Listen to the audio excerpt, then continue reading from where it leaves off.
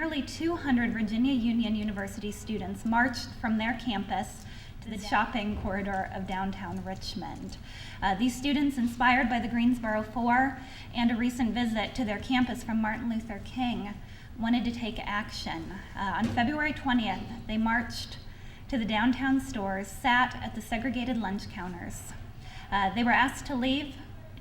They stayed until the store closed. On February 22nd, 1960, the students converged again, many heading to the Thalhimer's department store.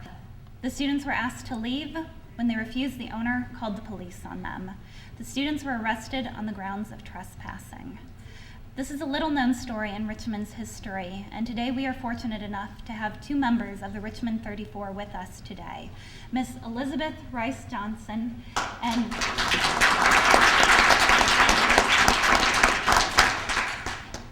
Dr. Leroy Bray.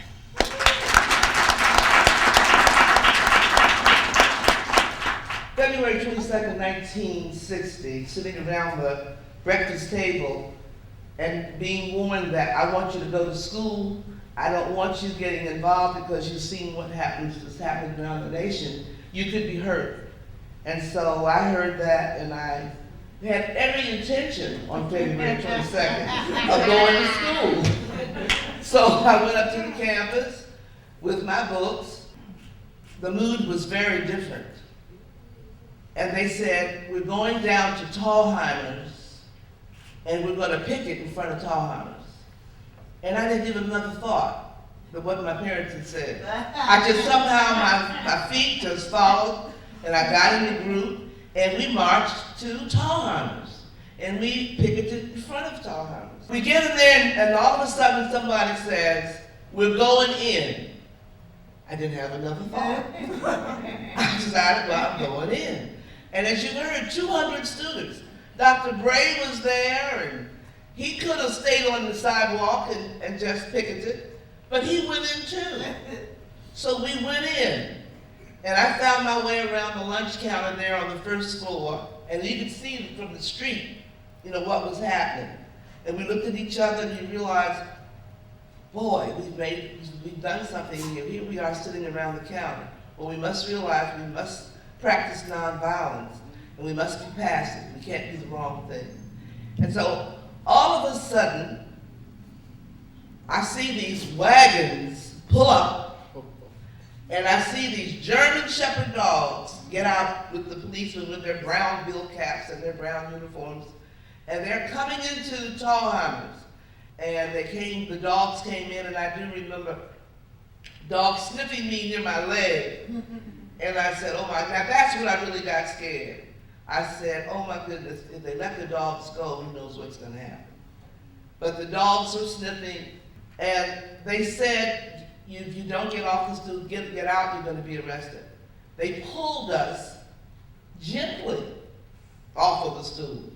They weren't violent police officers. They really weren't. And so we got off the stools, and we got into the wagons, and we were hauled off to the jail. So then I reflected from the breakfast table that I told them I was going to school, and now I am in jail. So I have definitely broken all the rules that my parents had told me to be aware of. The thing I want to say real quickly and take my seat is that the movement must go on.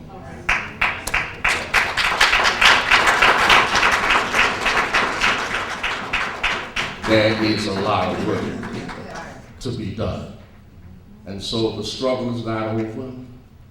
I thank God, I thank the Virginia Union University, I thank all of those students who participated for allowing me to have a small part, but the work is not over. We still have a lot of work to do. And I'm hoping that this generation that is coming along now will not lay down the mantle, but they will pick up the mantle and work hard to secure freedom in the true sense of the word freedom for all peoples all over the world.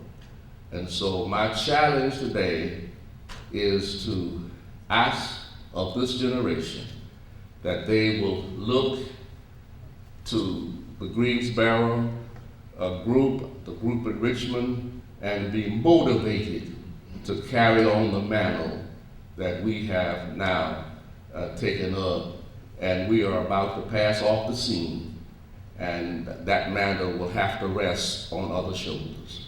Thank you so much for the honor that you give me.